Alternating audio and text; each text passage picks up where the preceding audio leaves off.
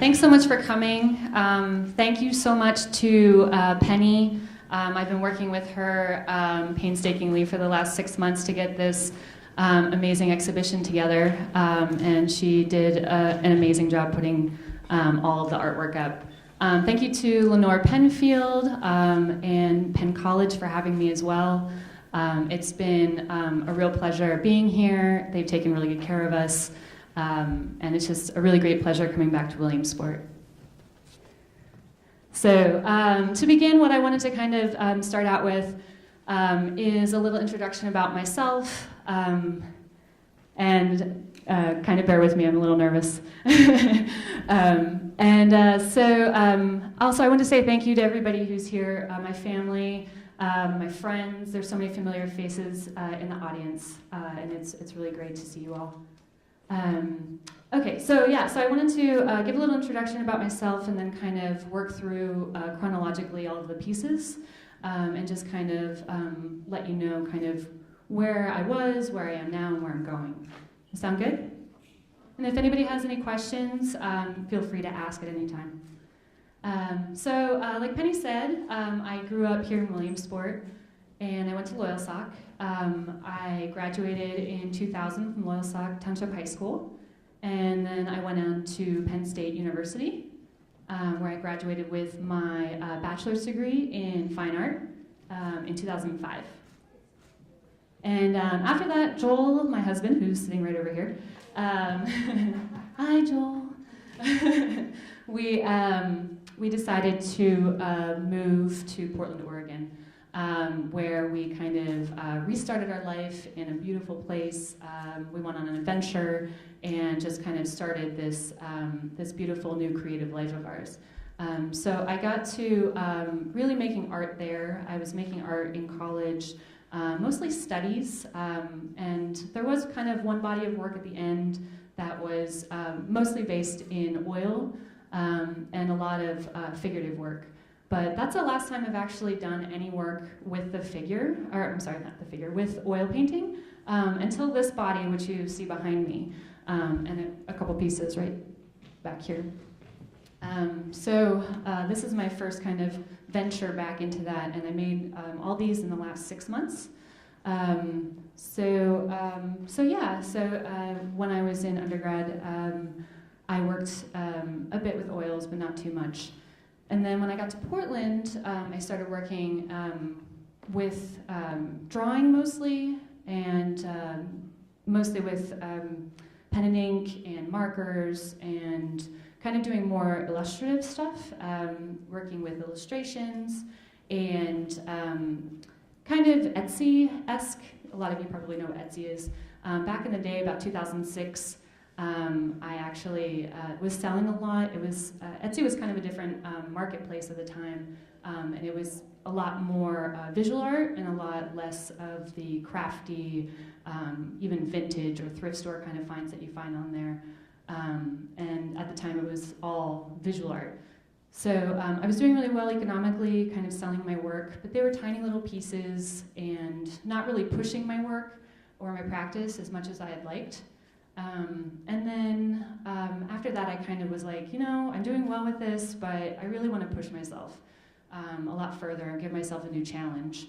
So I applied to grad school, and I got into the San Francisco Art Institute in San Francisco. And Joel and I moved to San Francisco in 2010, and we've been there ever since. So I graduated from the San Francisco Art Institute in 2012.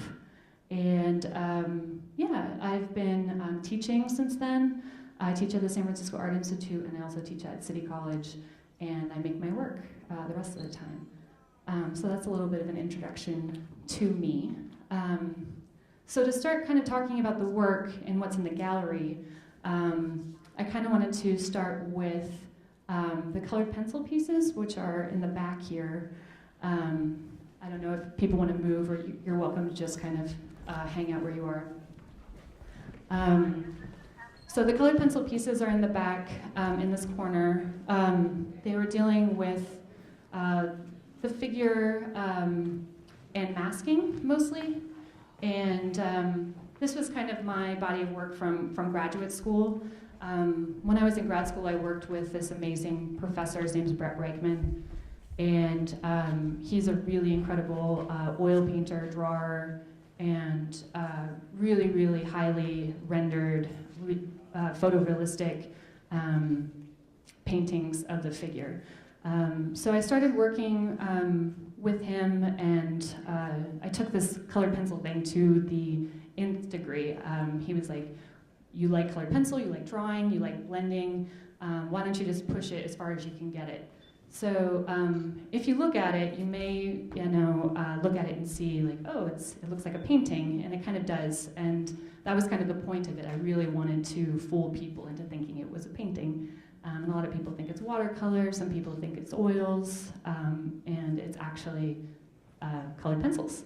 And the mask came into my concept around 2011 in graduate school. There's a lot of reasons for that, one of which is I was really, at the time, dealing with identity and duplicating identities, so multiple identities, dealing with a private identity that we kind of all have, that we keep to ourselves, kind of a secret identity, and we don't share it with other people. And then a public identity, or a persona that we show to the rest of the world. And so the mask kind of functioned in that way. The mask, or ski mask, or another word for it is a balaclava. So I got really into that, and the masks also at the time were very kind of in the news a lot. There was Spring Breakers came out at the time. There was also the punk rock band from Russia, Pussy Riot, that came out and was all over the news. This radical, revolutionary punk rock band, and then there was also the Occupy movement that was happening at the time in San Francisco and all over the world. So I was there, and a lot of my friends were there, and people were protesting, and they were at City Hall, and they were blocking the highways, interstates. So there was a lot of reasons for the mask at the time, 2011, 2012, and a lot of reasons for it in the news and politically. So after that, I kind of wanted to move after grad school away from the mask. Everybody at that time was kind of starting to call me the mask girl, and I was like, I kind of want to move away from that title. But I still wanted to kind of deal with masking to some degree. So if we don't mind taking another walk kind of behind over here. Mask. So the next piece I did was actually this piece here, which is also colored pencil, where I still had the figure at the forefront and also in a domestic space, similar to the pieces in the back, but without the mask, without the balaclava. And I really like that. I kind of like this kind of, back to my roots in figurative work, and seeing where I could go with just the figure and without the mask. So from there I did a few pieces in watercolor. I wanted to change up my medium, get away from the colored pencil a bit. The colored pencil is super time consuming. That piece on the end probably took me 3 months, working probably 30 hours a week on it. So it's hundreds of hours of work going into that. So I needed to speed up my process. So I chose watercolor, which is actually a really kind of painstaking process too, but somehow easier than colored pencil. So I started working with the idea of masking, but without the mask, like I was saying. This is a good example of that, where all of the figures have their backs to us. So I'm kind of masking them through their own bodies. So everybody's back is to the audience. So I consider that a form of masking as well. A lot of them also have some sort of glasses or sunglasses on their faces. So it's also masking in that way. And the watercolor was, I used the watercolor because it was kind of more freeing. And I had such a great time with them, but they were still going very slowly. So I started to kind of think about where to go next. And if you kind of turn around behind again, over to the egg tempera, I wanted to kind of loosen up a little bit more. And so these pieces are just kind of a small body of work. I'll probably go back to the egg tempera a little bit later, but I had to make all of the paint. Egg tempera is a really interesting medium because you actually take powder and you have to grind it down with distilled water and egg yolks. And then you blend all of the pigment together with that to get your colors. So it took a while. I wanted to kind of let go, loosen up a little bit, and be a little bit more abstract and give myself a little bit more of space to be expressive and not be so tied to realism, which I had been all the way through grad school. And so that's kind of how you can see the change from these hyper-realistic pieces in the corner over here to a little bit looser in the watercolor, and then coming over here and they're a lot more abstract. So from there, I wanted to go kind of out the other side. I really enjoyed the color mixing with the egg tempera, but again, it was kind of a painstaking process, grinding all the pigment. It smelled kind of bad because I was using eggs, which I don't think my husband appreciated very much. And so back again, sorry guys, we'll just keep moving around. And yeah, so this whole back wall, hi Frank Wright.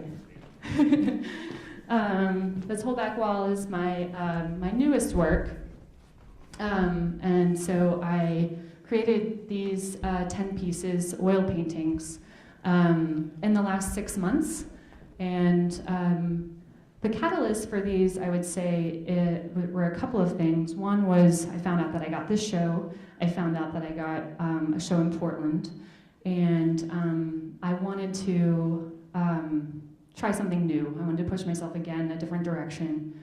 I wasn't quite sure where I wanted to go or how I wanted to do it, but I did know that it needed to be fast, and faster than I had been working up to that point. So I ended up choosing oils, going back to oils, which I hadn't done in about 8 or 10 years, and yeah, and making much larger work. So most of the pieces you can see around are 22 inches by 30 inches. And my studio in San Francisco is only 80 square feet, so that's only 8 feet by 10 feet, which, if you think about that, is very, very small. So these are very large for me. They are the largest pieces that I've created since graduate school. And I created, yeah, all of these 10 pieces in about 6 months, maybe 5 months. I'm really excited about them. Joel and I went to Europe over the holidays for the first time, and went to Paris, we went to Madrid, and we took photos of people in museums. And we took photos of them taking photos of the work. We took photos of them not looking at the work, not paying attention to the work, ignoring the work, only looking at their Facebook. I'm sure if we went today, it would just be Pokemon Go. So it was a really interesting kind of experience being there, and it wasn't anything like I had expected. I kind of had expected everybody to be really, really, really interested in the pieces, because I had been. It took me 34 years to get to Europe for the first time, and I'm a visual artist, I'm a professional visual artist, and it took me that long to get there and to see all these famous paintings, and I just thought everybody else would feel the same way when they got to see the Mona Lisa for the first time, and instead it looked like that. And if anybody's been to the Louvre in Paris, I'm sure this is also your experience, right? Raise your hand if you've been to the Louvre and you've had that experience. Yeah, it's a lot. And it's so hard, right? It's like a super huge crowd. You're trying to like push through everybody, and everybody has their phones up in the air, everybody has their cameras up in the air, and no one's really looking at the work. They might be looking at the work, but they're looking through a screen. And I thought that was a really interesting way that society has gone, and a new perspective that we all kind of have on the world, where we see everything through screens, which I feel like technology is a really great thing in our lives, but the downside is that we have to experience things often through like a pane of glass. So yeah, that's about it. I know I missed a lot of information, but if you guys want to ask any questions, feel free to do so. Anybody? I would love a drink of water. Thank you. No one wants to ask questions? I'll ask you something, Michelle. Mm-hmm. So you went from the math, literally, to Yeah. working it away. Do you think your experience in Europe, through looking through the technical glass, took you into something that you might propel in a different direction now? You know, it's funny, as soon as you said that, I was like, that's actually another form of masking, right? It's another way for us to guard ourselves and another barrier between us and reality. So it's another form of masking. And I hadn't thought about that. So thank you, Katie. Good question. I don't know if I answered your question. I'm sorry, what did you say? I was just wondering if that was something that you might continue to do artwork and apparently you are. Yeah, definitely. Yeah, and I guess it is. I'm definitely going to continue with this direction. I very much, I love the oil painting. I love the looseness of it. I love the quickness of it. Like I was saying earlier, one of the pieces, the colored pencil pieces, took me 3 months to make. Sometimes they were taking me 6 months to make, and it's just not something, like I was physically not able to do it, and ultimately it just didn't feel quite worth it. But these pieces, some of them I can get out in a week, or sometimes 4 or 5 days, which is really great. It feels like successful, like I can keep going. And the colors are so amazing. I started to get into the background. I actually didn't talk a lot about the background, but I had been purposefully, intentionally leaving out the background with most of these pieces to have everybody focus in on what I was focused in on, which was the figures. So for a long time, many years, I just eliminated the backgrounds to force the viewer to look at what I wanted them to look at. So I told myself I would not bring the backgrounds back in until I knew for sure that there was a specific purpose for that. So with the museums, obviously, the paintings were a huge focus that I wanted to make sure that people knew that they were paintings, that people were kind of missing out on the whole experience of experiencing a painting through looking at their screens or their phones. Anybody else? Will you go back to the pencils ever? Yeah, I think so. I think I needed a break after grad school because I had done about 10 of those pieces, I think, and they took me, I think 10 pieces took me about 2 years, and that was pretty much full time because I was in grad school at the time. So it was a lot, and I just definitely needed a break from it. But maybe, yeah, I like them. Yeah, they're really nice. Yeah. I wish I could just hire out. Can I outsource that? Do you have a favorite thing? That's a good question. It changes all the time. I think maybe the Rousseau, that piece right there, is maybe my favorite right now. I love the colors in it. That like teal background and the red are really amazing. Yeah, that's a Henry Rousseau piece, and I really, really enjoyed painting that. A lot of people are asking about the Jackson. Oh, I'm sorry. Yes, Jackson. There's a whole other grouping of watercolors over there. When I went to Jackson, Wyoming about a year and a half ago for a month on an artist residency through Teton Art Lab, which is this really great organization in Jackson. And they flew me in and paid for my stay, and I stayed there for a month. And I just got to make work for an entire month in this beautiful mountain town in the Tetons. And if any of you have been there, it's just a gorgeous, gorgeous little place.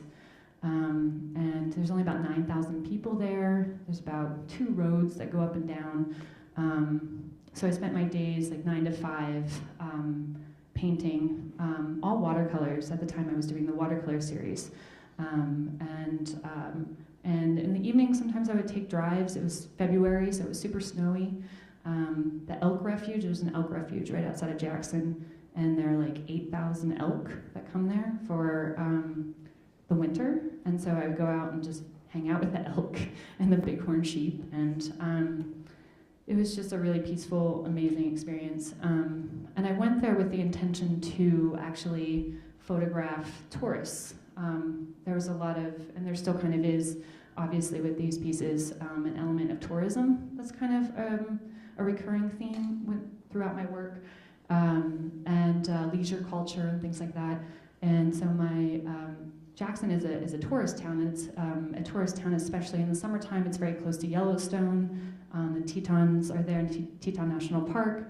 And in the wintertime, it's a tourist destination for skiers and snowboarders and outdoor sports, winter sports. So I went there with the intention to photograph tourists, but there weren't a lot because they were all up at the ski mountain. So I ended up photographing daily life. So I kind of got into the townspeople and interviewing them and chatting with them and seeing what daily life was like for people living in a very, very highly trafficked tourist town. And so that's kind of how everything came to be with those pieces. And the white space really functioned well as snow. It kind of doubles, for me, the negative space doubles because it still allows the viewer to focus specifically on the people, but it also functions as snow. So it worked really well in that way too.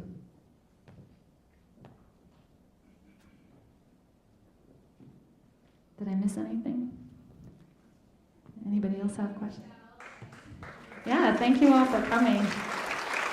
If you have any questions, feel free to pull me aside. I don't know how much more time we have, but yeah, we'll walk around and check out the work more.